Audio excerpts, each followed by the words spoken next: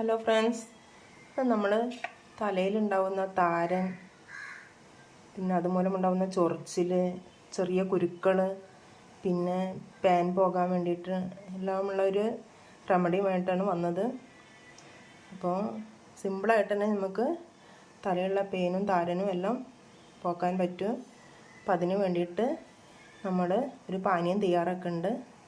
അപ്പം അതിന് വേണ്ടത് നമുക്ക് തുളസീൻ്റെ ഇലയാണ്. നമ്മൾ കൃഷ്ണ തുളസിയാണ് എടുത്തത്. തുളസീൻ്റെ ഇല വേണം. പിന്നെ വേണ്ടത് ആര്യവേപ്പില. നമ്മളിത് കുറച്ച് എല്ലാം തണ്ടോട് കൂടി തന്നെയാണ് എടുത്തത്. അപ്പോൾ ഈ ആര്യവേപ്പിലയും തുളസീൻ്റെ ഇലയും വെച്ചിട്ടാണ് നമ്മളിത് തയ്യാറാക്കുന്നത്. അതിന് വേണ്ടിയിട്ട് ഞാനിവിടെ കുറച്ച് വെള്ളം തിളപ്പിക്കാൻ വെച്ചിട്ടുണ്ട്. ഈ വെള്ളത്തിലേക്ക് നമ്മൾ ഈ ആര്യവേപ്പില ഇടുന്നുണ്ട്.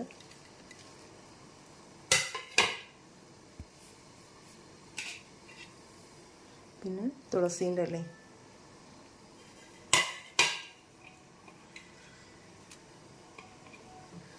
അപ്പം ഈ വെള്ളത്തിൽ കിടന്ന് ഇത് നന്നായിട്ട് ഇതിൻ്റെ സത്തിറങ്ങട്ടെ.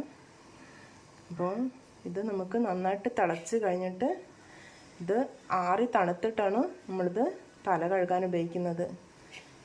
അത് കൂടുതലായിട്ട് ഈ താരൻ പേനെല്ലാം കൂടുതലായിട്ടുള്ളവർക്കാണെങ്കിൽ ആഴ്ചയിൽ ഒരു 2-3 പ്രാവശ്യം എന്തായാലും ചെയ്യേണ്ടി വരും.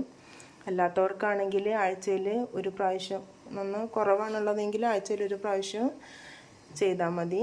അപ്പോൾ ഇത് നന്നായിട്ട് തിളച്ച് കഴിഞ്ഞ് ആറി തണുത്തിട്ട് നമ്മൾ പിറ്റേന്ന് രാവിലെ കഴുകുന്നതാണ് ഏറ്റവും നല്ലത്. നല്ലോണം തണുക്കണം, നമ്മൾ തല കഴുകാൻ ഉപയോഗിക്കുന്നതല്ലേ. അപ്പോൾ ഇതെല്ലാം അരിച്ചെടുത്തിട്ട് ആണ് നമ്മൾ തല കഴുകാൻ ഉപയോഗിക്കുന്നത്.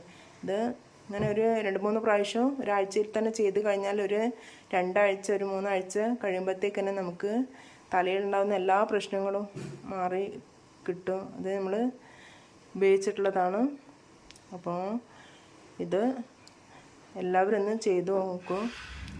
പേനെല്ലാം കൂടുതലായിട്ടുള്ളവർക്ക് നല്ലൊരു യൂസ്ഫുള്ളായിട്ടുള്ളൊരു സംഭവമാണ്.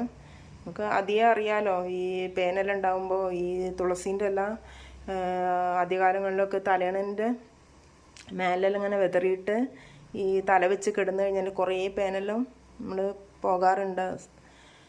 അപ്പോൾ അതിനേക്കാളൊരു റെമഡി ആയിട്ടാണ് എനിക്കിത് തോന്നിയത്. ഇത് ഈ വെള്ളത്തിലിങ്ങനെ തിളപ്പിച്ചിട്ട് കൂടെ ആര്യവേപ്പില തീർച്ചയായിട്ടും ഇടണം.